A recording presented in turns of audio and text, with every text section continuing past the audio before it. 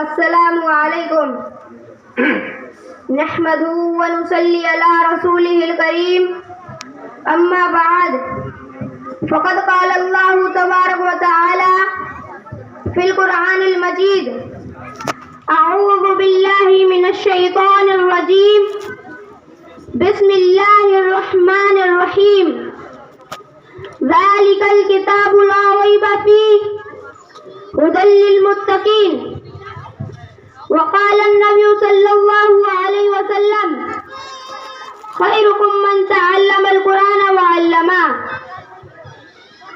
इलाही रौनके इस्लाम के सामान पैदा कर, इलाही रौनके इस्लाम के सामान पैदा कर, दिलों में मोमिनों की उल्फते कुरान पैदा कर। सदर मुहतरम, स्टेज पर रौनके अफरोज, बुजुर्गान दीन और हाजरीन जलसा, आज की इस महफिल में और आज के इस मुबारक इजलास में मेरा मौजूद सफन दुनिया की सबसे पाकीज़ा और मुक़द्दस किताब कुरान पाक है। हमें चढ़ते हुए सूरज की तरह यकीन है कि इसका एक एक हर्फ सच्चा और सादिक है। वो कुरान पाक जिसकी ज़बान मुक़द्दस, बयान मुक़द्दस और जो फसाहत और बलागत का ठाटे मारता समुंदर है, जिसके मुताल्लिक़ इरशाद रब्बानी है। कुरान वो किताब है जिसके सादिक और बरहक होने में कोई शक व शुबा नहीं और जिसके बारे में मुहसिन इंसानियत हुजूर पाक सल्लल्लाहु अलैहि वसल्लम ने ये इरशाद फरमाया कि तुम में से सबसे बेहतर वो शख्स है जो कुरान को सीखे और सिखाए। दुआ कीजिए खुदावंद कुद्दूस हम सबको कुरान पाक की दौलत से मालामाल फरमाए। नौजवान दोस्तों, कुरान पाक रब्बे ज़ुल जलाल की तरफ से अता करदा वो हसीन तोहफा है कि जिसने 23 वर्ष की कलील मुद्दत में पूरे आलम में इनकलाब बर्पा कर दिया कि बड़े से बड़े फुसहा, बुलागा, उदबा और शुआरा हैरान और सुस्ता रह गए, जिसकी आयतों को सुनकर पत्थर दिलमाम हो गए। दोस्तों, यही वो कुरान है जो रहती दुनिया तक के इंसानों के लिए सरापा हिदायत व रहमत है। यही वो कुरान है जिसने रसूल की रिसालत को एजाज बख्शा। यही वो कुरान है जिसने पसमुर्द मुल्क को ताज़ी बख्शी। हाँ, यही वो कुरान है जिसकी बरकत से जिन्नात व शयातीनों का आसमानों पर जाना बंद हुआ। यही वो कुरान है जिसकी बरकत से इज्जत और अफात के शामियाने गल गए। यही वो कुरान है जिसकी बदौलत महबूब हकीकी की रजा नसीब हुई। हजरात,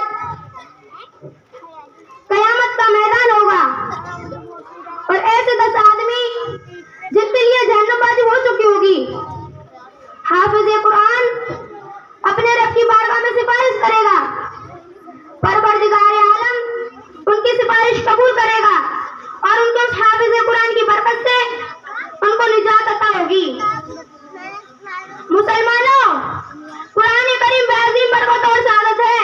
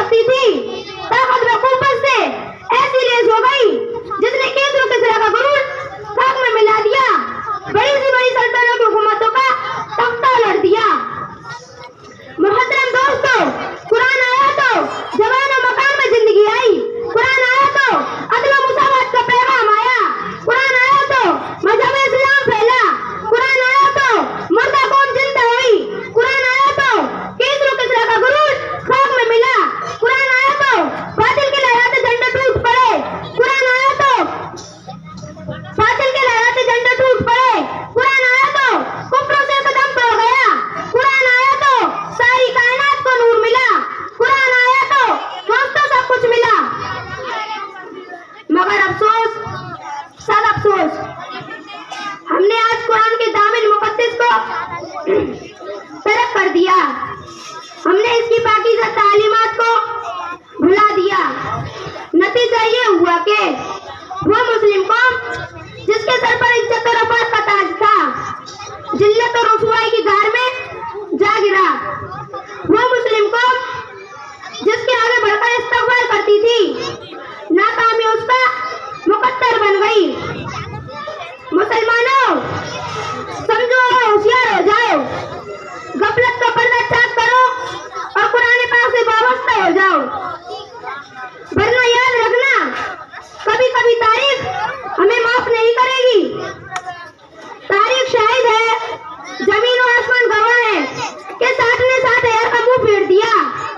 हजरत, मैं पूछना चाहता हूँ, वो कौन सी चीज थी जिसने एक को 1,000 पर भारी कर दिया? दोस्तों, यही कुरान पाक था जिसने सहाबा इकराम में ये ताकत और कुव्वत पैदा की। किसी ने सच कहा है, वादाए गलबा है मोमिन के लिए कुरान में, वादाए गलबा है मोमिन के लिए कुरान में, फिर जो तू गालिब नहीं कुछ है कसरे ईमान में। मोहतरम हजरत, अगर हम मादी की तरह हाल में मुस्तकबिल को रोशन और ताबुकनाक बनाना चाहते हैं तो कुरान पाक से वाबस्ता होना होगा, इसे सीने से लगाना होगा। अगर हम चाहते हैं कि दुनिया के साथ हमारी आखिरत भी संभल जाए तो उसकी तालीमात पर अमल करना होगा। खुदा न खास्ता आज हमने अपने बच्चों को 2 पैसे के लालच में दीन से दूर रखा और हमारी नजर उखरावी नियामतों के बजाय दुनिया की डिग्रियों पर रही, तो याद रखिए खुदा के यहाँ जवाब देना होगा। इसी पर मैं अपनी तकरीर खत्म करना चाहता हूँ। दुआ कीजिए कि अल्लाह ताला तमाम मुसलमानों को कुरान सीखने, सिखाने और उस पर अमल करने की तौफीक नसीब फरमाए। आमीन। वमा अलैना इल्लल बलाग।